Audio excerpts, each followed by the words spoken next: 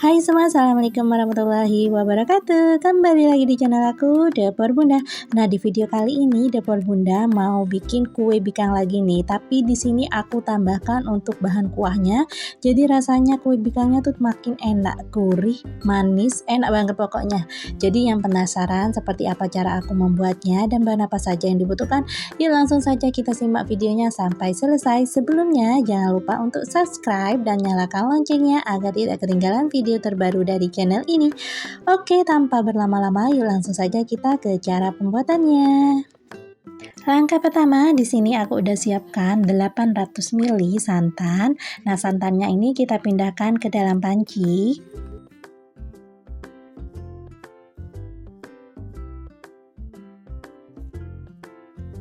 Selanjutnya kita tambahkan dengan 2 lembar daun pandan yang sudah aku simpul seperti ini. Selanjutnya tambahkan juga dengan setengah sendok teh garam. Kemudian semua bahannya ini mau aku masak dulu ya. Di sini kita masak menggunakan api sedang sambil diaduk-aduk seperti ini agar santannya tidak mudah pecah. Nah, setelah mendidih seperti ini, kemudian kita matikan kompornya. Selanjutnya untuk santannya ini aku ambil sekitar 550 ml. Kemudian untuk sisanya mau aku masak lagi ya. Nah, di sini untuk sisa santannya kita masak lagi menggunakan api sedang. Selanjutnya kita tambahkan 2 sendok makan larutan maizena.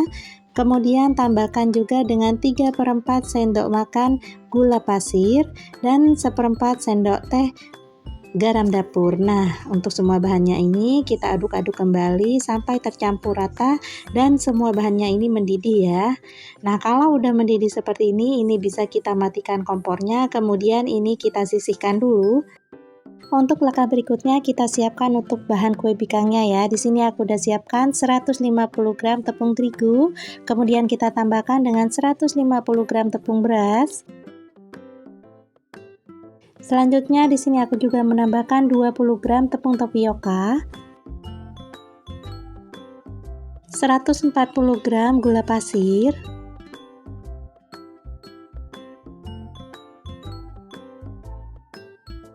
kemudian semua bahannya ini kita aduk-aduk dulu sampai tercampur rata.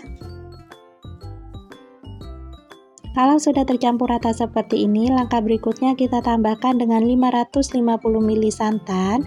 Untuk santannya ini kita masukkan secara bertahap ya, sambil kita aduk-aduk. Nah, di sini untuk santannya dalam keadaan hangat, cenderung ke panas ya.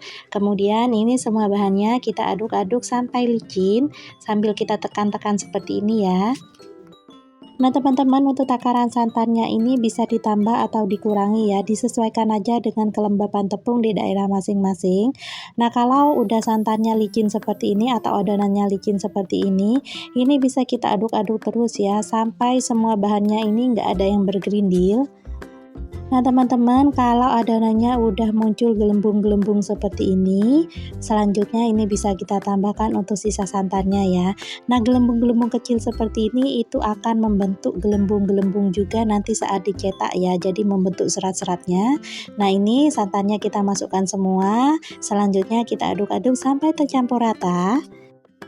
Kalau sudah semua bahannya ini tercampur rata, selanjutnya kita tambahkan 1 butir telur berukuran kecil, kemudian kita aduk-aduk kembali sampai semua bahannya tercampur rata. Untuk konsistensi adonannya kurang lebih seperti ini ya, jadi nggak terlalu encer dan juga nggak terlalu kental. Nah, kalau udah seperti ini udah siap kita bagi-bagi adonannya. Nah, di sini aku bagi 2 ya untuk adonannya, jadi perbandingannya bisa sekitar 4:6 sendok ya. Jadi untuk adonan yang paling banyak nanti aku biarkan tetap berwarna putih, dan untuk adonan yang lebih sedikit mau aku tambahkan dengan pewarna makanan. Nah, ini untuk adonan yang di mangkok hijau aku sisihkan dulu, dan untuk sisa adonannya ini mau aku tambahkan dengan pewarna rose atau merah mawar. Kemudian ini kita tambahkan sekitar 1-2 tetes aja ya. Di sini aku tambahkan sekitar 1 tetes aja karena aku nggak mau warnanya terlalu pekat ya. Nah, selanjutnya semua bahannya ini kita aduk-aduk dulu sampai tercampur rata. Nah, kalau udah tercampur rata seperti ini bisa kita sisihkan dulu. Langkah berikutnya kita siapkan cetakannya. Nah, di sini untuk cetakannya aku panaskan menggunakan api sedang cenderung kecil seperti ini ya. Jadi kita panaskan sekitar 10 menitan. Ini apinya aku gunakan api sedang cenderung kecil dari awal sampai akhir ya.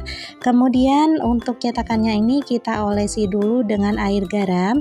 Nah, di sini tujuannya nanti agar saat diangkat adonannya dari dalam cetakan itu nggak lengket ya. Nah, untuk cetakannya sendiri ini diameternya kurang lebih 7 cm ya, dan untuk bagian bawahnya ini nggak aku alasi apapun karena cetakan aku di sini cukup tebal. Kalau teman-teman cetakannya tipis, di bagian bawahnya bisa dialasi ya. Nah, kalau udah panas seperti ini cetakannya bisa kita tuangkan adonannya. Nah, di sini untuk adonannya aku masukkan sekitar setengah bagian aja. Saat menuangkan adonan pertama kali ke cetakan, ini cetakannya harus benar-benar panas ya, tapi nggak sampai yang terlalu panas banget. Jadi karena kalau terlalu panas banget itu akan membuat bagian bawahnya itu gosong ya. Jadi kita panaskan menggunakan api sedang aja, cenderung kecil agar panasnya itu stabil dari awal sampai akhir. Nah, kalau semua adonan putihnya ini udah kita masukkan, selanjutnya kita tambahkan dengan adonan berwarna pink ya. Nah, untuk menuangkan adonan berwarna pink ini, aku tunggu bagian pinggir-pinggirnya itu sedikit mengering, baru aku tuangkan. Nah, selanjutnya kita tunggu sampai semua adonannya ini bergelembung seperti ini ya. Kalau udah bergelembung-gelembung seperti ini, itu tandanya adonannya ini berhasil. Kita tunggu sampai semua adonannya ini matang. Agar kue bikangnya ini matang merata, bisa kita putar-putar seperti ini ya. Jadi untuk bagian sisi yang matangnya agak lama bisa kita putar-putar agar matangnya itu lebih merata. Kalau udah seperti ini kita tunggu sampai adonannya itu mengering.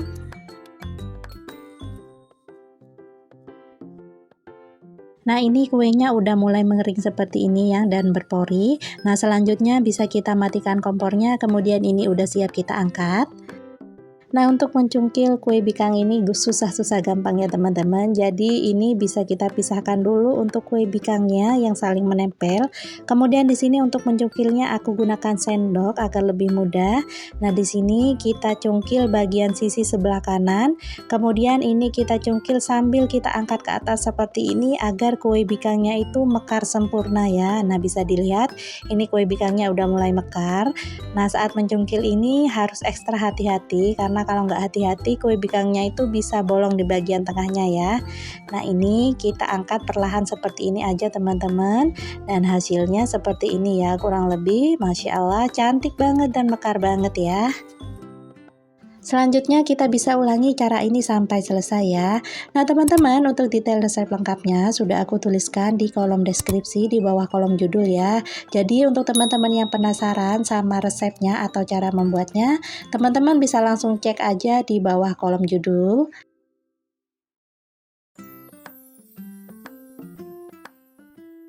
Dan ini dia untuk hasil kue bikang yang udah aku cungkil tadi ya. Dan Masya Allah ini tuh mekar-mekar sempurna, warnanya cakep banget, gak terlalu terang banget ya. Ini warnanya soft banget, aku suka banget. Dan untuk bagian bawahnya ini gak gosong sama sekali ya teman-teman. Dan ini untuk bagian bawahnya gak keras sama sekali, empuk banget, lentur banget. Jadi ini enak banget ya teman-teman. Saat pembuatan kue bikang ini sebenarnya susah-susah gampang ya. Sebenarnya kuncinya itu hanya pada cetakannya aja ya teman-teman. Nah, kalau panasnya pas itu akan menghasilkan serat yang cakep banget seperti ini. Tapi kalau panasnya terlalu panas itu akan membuat bagian bawahnya itu mudah gosong dan keras. Kalau panasnya terlalu dingin itu seratnya nggak bakalan seperti ini ya. Jadi seratnya itu putus-putus dan kasar. Nah, langkah berikutnya di sini mau aku siapkan dulu untuk saran penyajiannya. Nah, di sini untuk penyajiannya aku sajikan sedikit berbeda karena di sini aku sajikan bersama kuah santan yang enak dan juga gurih. Nah, ini kita tuangkan dulu untuk kuah santannya.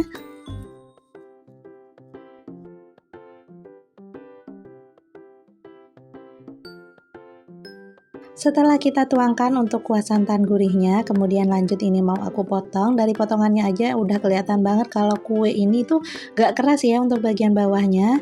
Dan ini mau lanjut aku coba dulu, bismillahirrahmanirrahim. Dan masya Allah ternyata tuh rasanya enak banget ya.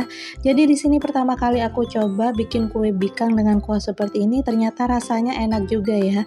Jadi gurih dan manisnya tuh pas banget dan lembut banget di mulut.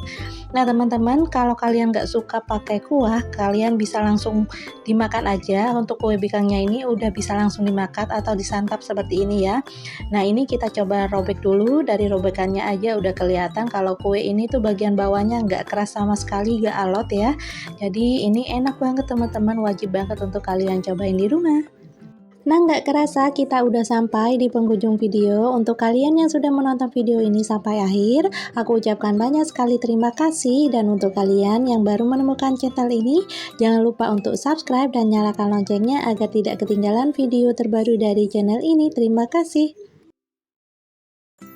Sekian dulu ya video dari aku, semoga bermanfaat dan mohon maaf jika ada salah. Sampai jumpa lagi di video aku berikutnya. Wassalamualaikum warahmatullahi wabarakatuh. Bye bye.